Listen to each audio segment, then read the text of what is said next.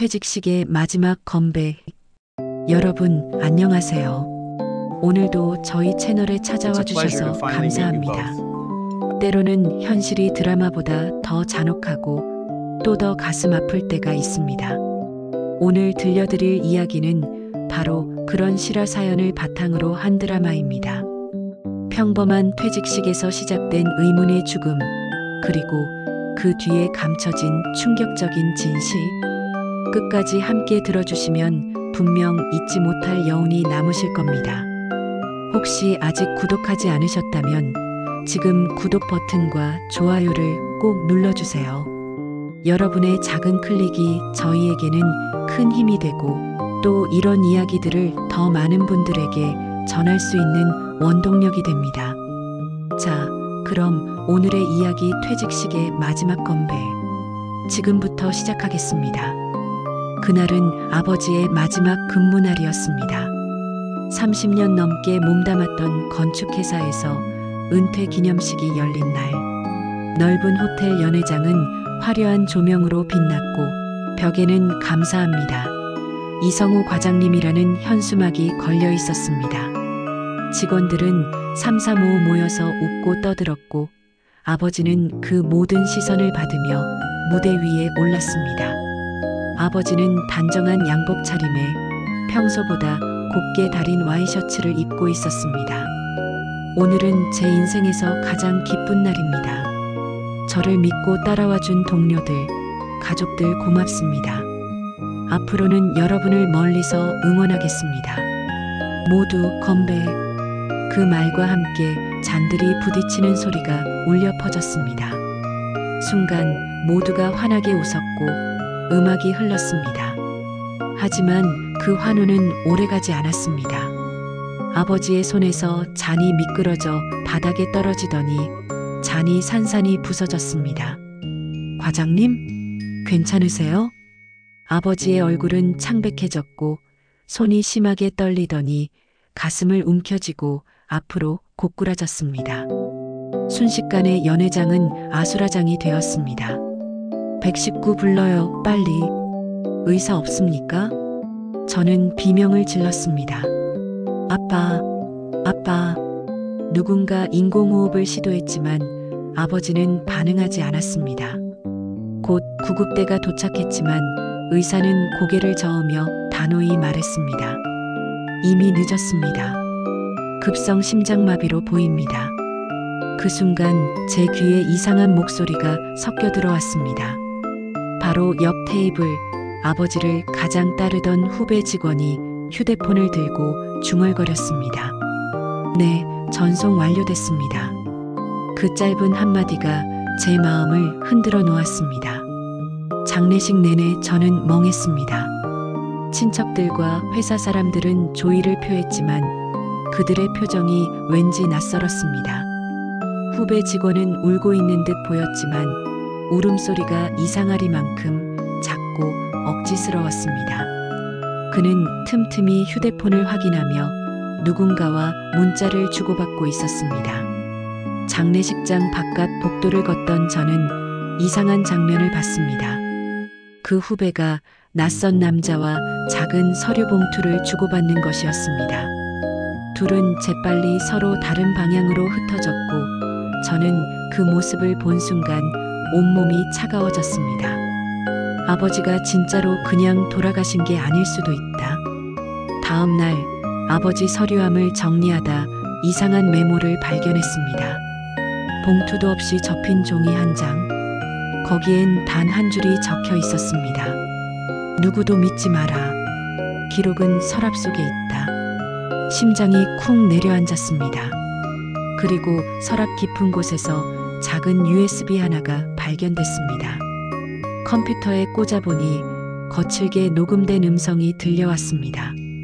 내가 잘못 본 게 아니라면 회사 돈이 이상하게 움직이고 있다. 누군가 나를 막으려 한다. 혹시 내가 무슨 일이라도 당한다면 이걸 찾아라. 아버지의 목소리는 떨렸고 마치 마지막 부탁 같았습니다. 저는 회사 동료 한 명에게 전화를 걸었습니다. 혹시 아버지가 최근에 무슨 일로 힘들어 하신 적 없으셨나요? 상대는 머뭇거리다 말했습니다. 사실 퇴직금이 줄어든다고 걱정하셨어요. 그리고 단체보험 얘기도 했습니다. 근데 그거 회사에서 다 처리해준다고 했거든요.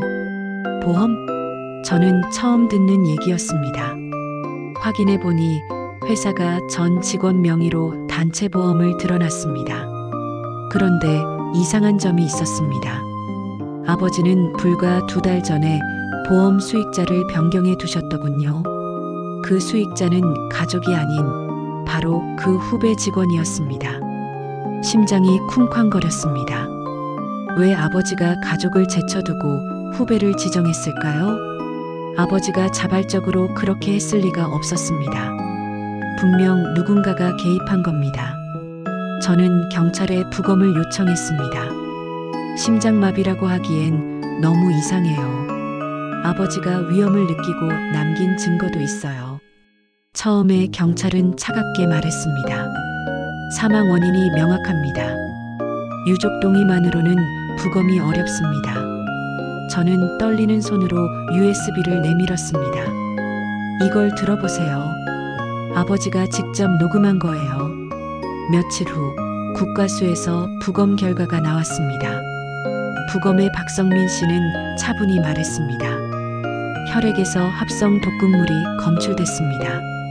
자연적으로 생길 수 없는 물질이고 23개월간 소량 투여된 흔적이 있습니다.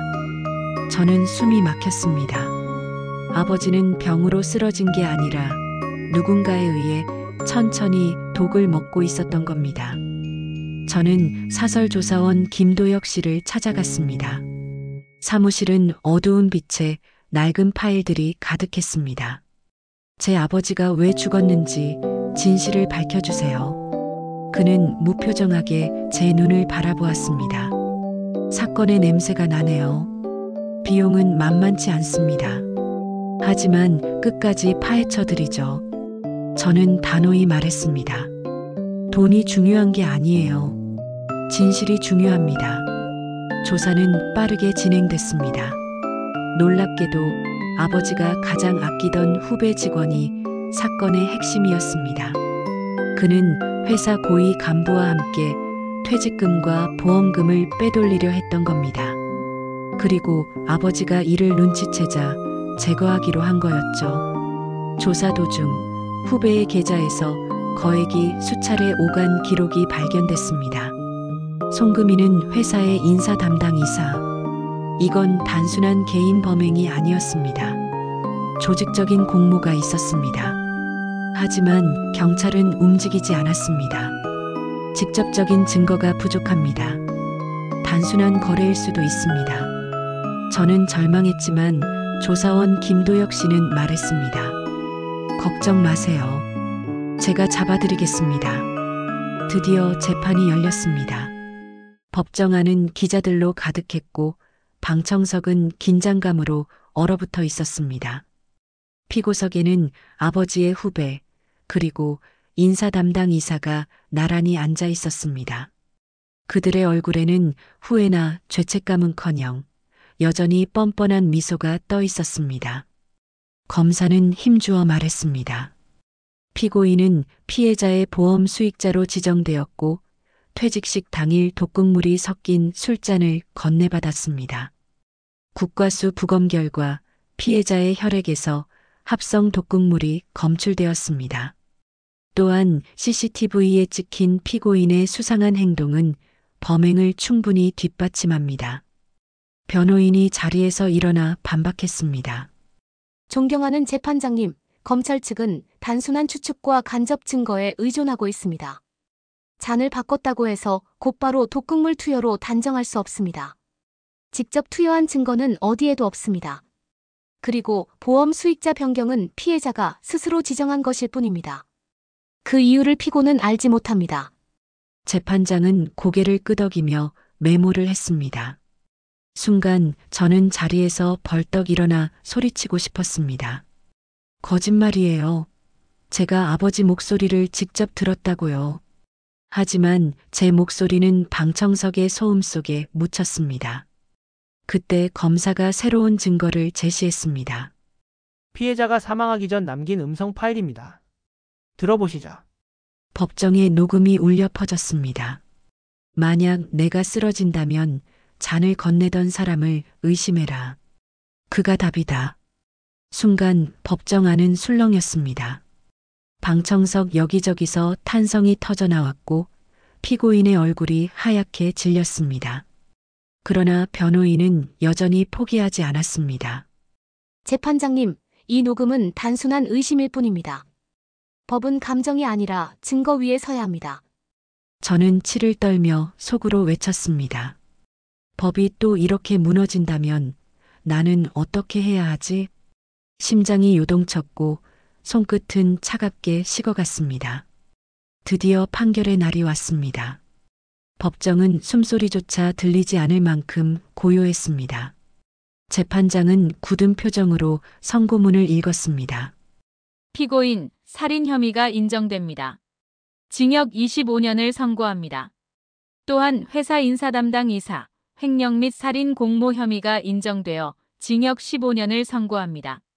방청석에서는 박수가 터져 나왔습니다. 하지만 제 가슴은 무겁기만 했습니다. 후배와 이사가 법정에 끌려나가는 순간조차 그들은 저를 향해 비웃는 듯한 시선을 보냈습니다. 법정에서 나오는 길 기자들이 몰려들었습니다. 유가족분, 한 말씀 부탁드립니다. 저는 마이크 앞에서 잠시 숨을 고르고 말했습니다. 저는 오늘 정의가 얼마나 느리게 오는지 봤습니다. 하지만 결국 진실은 밝혀졌습니다. 저처럼 억울한 가족이 다시는 나오지 않기를 바랍니다. 그날 밤 집으로 돌아왔지만 마음은 무거웠습니다. 재판에서 승리했음에도 아버지는 돌아오지 않았습니다. 침대에 누우니 아버지와의 마지막 대화가 떠올랐습니다. 아빠, 왜 혼자 싸우셨어요? 왜 나한테 말하지 않으셨어요? 눈물이 베개를 적셨습니다. 며칠 후 아버지의 납골당에 갔습니다. 하얀 국화꽃 옆에 작은 검은 장미 한 송이를 올려두었습니다. 아버지, 이제 조금은 편히 쉬세요. 제가 끝까지 밝혀냈습니다. 바람이 스쳤고 마치 아버지가 제 어깨를 다독이는 듯 했습니다. 하지만 그 후에도 제 마음은 비어 있었습니다. 복수는 끝났지만 삶은 계속되어야 했습니다. 저는 생각했습니다. 아버지처럼 억울하게 사라진 사람들이 얼마나 많을까? 그들의 목소리를 모은다면 세상은 변할 수 있지 않을까? 그래서 저는 피해자 가족들을 모아 검은 장미 모임을 만들었습니다. 첫 모임 날 작은 회의실에는 5명의 사람들이 앉아 있었습니다. 남편을 갑자기 잃은 아내, 아들을 떠나보낸 아버지, 동생을 잃은 누나. 우리는 서로의 이야기를 들으며 울고 또 울었습니다. 저는 그들에게 말했습니다. 우리는 혼자가 아닙니다. 우리를 무너뜨리려 했던 사람들은 결국 법의 심판을 받았습니다. 우리가 서로를 지켜야 합니다. 우리 목소리를 더 크게 만들어야 합니다. 사람들은 고개를 끄덕이며 제 손을 잡았습니다. 그날 밤 집으로 돌아와 아버지의 책상을 정리했습니다. 낡은 수첩 사이에서 삐뚤빼뚤한 글씨가 적힌 메모를 발견했습니다. 진실은 결국 드러난다. 포기하지 마라. 저는 그 메모를 가슴에 안고 한참을 울었습니다. 며칠 후 방송국에서 연락이 왔습니다. 이 사건을 다큐멘터리로 제작하고 싶습니다. 저는 잠시 망설였지만 결국 승낙했습니다. 아버지의 억울한 죽음이 세상에 알려지고 같은 피해가 반복되지 않기를 바랐습니다. 다큐 방송이 나간 후 많은 사람들이 연락을 주었습니다. 저도 비슷한 일을 겪었습니다. 용기를 얻었습니다. 검은 장미 모임은 점점 커졌고 우리는 작은 법 개정 청원까지 시작하게 되었습니다. 저는 다시 아버지의 납골당을 찾았습니다. 아버지, 보이시죠? 이제 더 이상 저 혼자가 아니에요. 많은 사람들이 저와 함께 싸우고 있습니다. 당신의 죽음이 헛되지 않도록 저는 끝까지 살아갈 겁니다. 그 순간 바람이 불며 장미꽃잎이 흩날렸습니다. 마지막으로 카메라는 제 얼굴을 비춥니다. 눈물은 맺혀 있었지만 미소가 번지고 있었습니다. 아버지, 이제 정말 편히 쉬세요. 저는 당신이 남긴 길을 따라 세상에 작은 빛을 남길 겁니다. 오늘 이야기를 끝까지 들어주셔서 감사합니다. 정의는 때로 더디게 오지만 결코 사라지지 않는다는 걸 다시 한번 느낄 수 있었던 시간이었죠. 혹시 여러분이라면 사랑하는 가족을 지키기 위해 어떤 선택을 하셨을까요? 댓글로 여러분의 생각과 마음을 함께 나눠주시면 저희도 끝까지 읽고 공감하겠습니다. 이 영상이 마음에 와 닿으셨다면 구독과 좋아요, 그리고 알림 설정까지 꼭 부탁드립니다. 여러분의 작은 참여가 더 많은 사람들에게 이 이야기를 전할 수 있는 큰 힘이 됩니다. 저희 채널은 앞으로도 삶과 죽음, 그리고 그 속의 진실을 담은 이야기를 계속 전해드릴 겁니다. 다음 영상에서도 함께 해주시길 바라며 오늘은 여기서 마치겠습니다.